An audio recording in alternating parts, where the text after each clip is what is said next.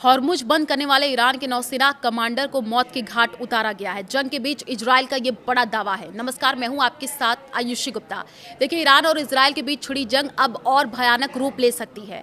जी एक इजरायली अधिकारी ने बताया कि ईरान के विशिष्ट नौसैनिक बल के कमांडर जो है अलीरेजा तंगसिरी दक्षिणी ईरान में एक हमले में मारे गए हैं। ईरान के शक्तिशाली इस्लामिक रेवोल्यूशनरी गार्ड कोर के नौसैनिक विंग के प्रमुख तंगसिरी को मौत पोर्ट शहर बंदर अब्बास में हुए हमले में हुई। अधिकारी ने यह बताया है कि कमोडोर तंगसिरी हॉर्मुज स्ट्रेट को बंद करने की निगरानी के लिए जिम्मेदार थे। इस अहम जल मार्ग पर ईरान के नियंत्रण ने मध्य पूर्व से तेल और गैस की आपूर्ति को पूरी तरीके से बाधित कर दिया है। ईरान की सैन्य नेतृत्व को बड़ा झटका लगा है। अगर इस हमले की पुष्टि होती है तो इसे ईरान की सैन्य नेतृत्व खासकर नौसेना के लिए बड़ा झटका माना जाएगा। फारस की खाड़ी में उनकी रणनीतिक स्थिति पर भी इसका असर पड़ सकता है। ईरान, इजराइल और अमेरिका के बीच चल रही जंग में एक और बड़ा दावा सामने आया है। इजराइल ने दावा किया है कि उसने ईरान के एक वरिष्ठ नौसेना कमांडर को मार गिराया है, जो स्ट्रेट ऑफ हॉर्मुज को बंद करने या वहां ईरानी नौसेना की कार्रवाइयों से जुड़ा था। ये दावा हाल के दिनों में इजरायली हमलों की श्रृंखला का हिस्सा है, जिसमें ईरान के कई उच्च अधिकारी मारे गए हैं। कौन था ये कमांडर?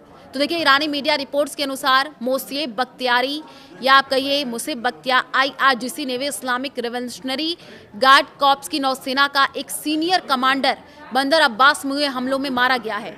वो IRGC नेवी के फर्स्ट नेवल डिस्ट्रिक्ट बंदर अब्बास एरिया का कमांडर था, जिसे ब्रिगेडियर जनरल स्तर का माना जाता है। बंदर अब्बास ईरान का प्रमुख दक्षिणी बंदरगाह है, जो हॉर्मुज स्ट्रेट के बहुत करीब स्थित है। वो क्षेत्र ईरान की नौसेना गतिविधियों का केंद्र है, जहां से हॉर्मुज को नियंत्रित करने, जहाजों को रोकने या मिसाइल हमले करने की क्षमता रखी जाती है।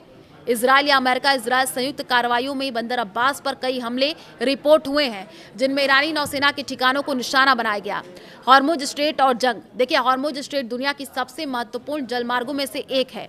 यहाँ से वैश्विक तेल आपूर्ति का बड़ा हिस्सा गुजरता है।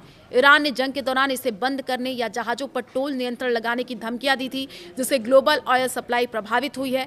टैंकर ट्रैफिक 50 से घट करके महज 5 प्रतिदिन रह गया था। अमेरिका सेना ने यह दावा किया था कि उन्होंने ईरानी नौसेना को हॉर्मुज और अरबियन गल्फ से लगभग साफ कर दिया है।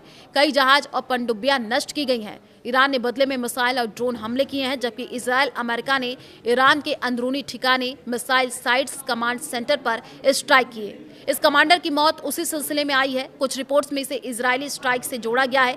हालांकि ईरान अक्सर ऐसे दावों की पुष्टि नहीं करता या देरी से करता है। ये अकेली घटना नहीं, हाल के दिनों में अगर हम देखें तो हफ्तों में ही देख ले, इजराइल ने ईरान के कई टॉप अधिकारियों को निशाना बनाया है। अली लार्जनी, ईरान के सुप्रीम नेशनल सिक्योरिटी काउंसिल के सेक्रेटरी, राष्ट्रीय सुरक्षा प्रमुख, जिनकी मौत की पुष्टि ईरान ने भी की, उनके बेटे और गार्ड भी मारे गए। गोलामारेश सोलेमानी, बासिस फोर्स IRGC की पैरामिलिट्री यूनिट के प्रमुख कमांडर, अन्य IRGC और इंटेलिजेंस अधिकारी। इजरायली रक्षा मंत्री ने कहा था कि एक्सिस ऑफ एविल के कई सदस्यों को नरक की गहराई में मार गिराया गया है और भी सरप्राइज आने वाले हैं। ईरान की ओर से बदला लेने के वादे किए गए, जिसमें मिसाइल हमले भी शामिल हैं। अभी स्थिति देखिए, जंग जारी है। ईरान हॉर्मुज पर दबाव बनाए रखने की कोशिश कर रहा है, कुछ जहाजों को रोकना, टोल टैक्स की बात, लेकिन अमेरिका इजरायल की स्ट्राइक्स ने ईरानी नौसेना को काफी नुकसान पहुंचाया है। वैश्विक अर्थव्यवस्था पर भी इसका असर पड़ा है, क्योंकि तेल की कीमतें और सप्लाई चेन प्रभावित है।